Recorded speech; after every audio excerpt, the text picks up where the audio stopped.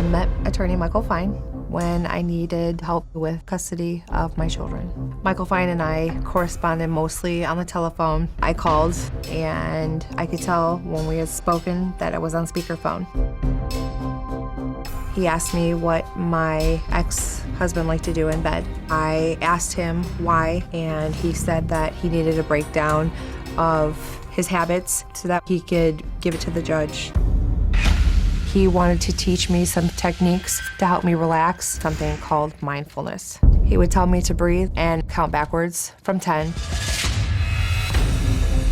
When we had a trial coming up, I flew to Ohio and I met him at his office.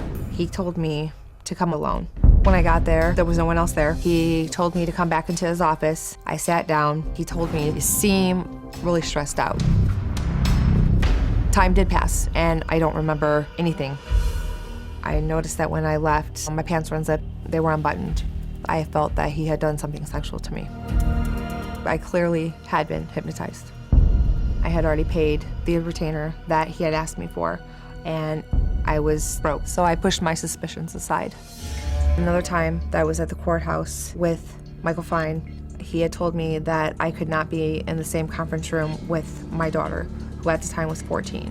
I was in the conference room for 5 hours, and I had thought it was only an hour. When I left the courthouse, my bra was undone, and my clothes were askew.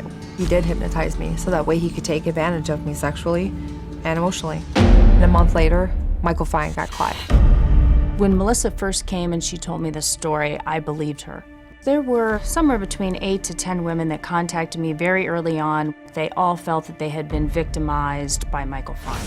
Michael Fine sexually assaulted women without their consent. It is egregious. He's a predator. He did violate me. He violated my trust, and he violated my children's trust. Well, Melissa's current lawyer, Laura Mills, joins us today as well. Melissa, thank you for being here. Thank you. I'm sorry for the circumstance. I wish we were talking about something else. True. And Laura, thank you for being Absolutely. here as well. Tell me, what was the first thing that went through your mind that looking back was a red flag that made you think something's not right here?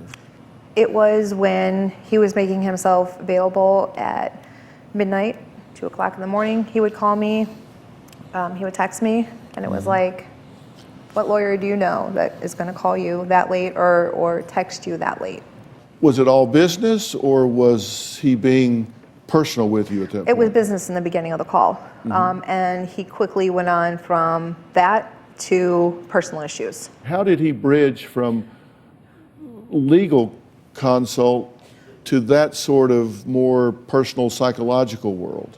Well, he knew that when we talked, I have high blood pressure.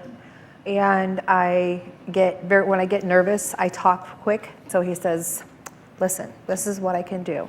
I will help you because I know it's stressful. And what I'm going to do is I'm going to teach you some techniques that will help you relax. So when you go into the courtroom or you go and you talk to the judge or whomever, then people are going to listen to what you have to say. You needed him Yes. to protect your access to your children. Correct.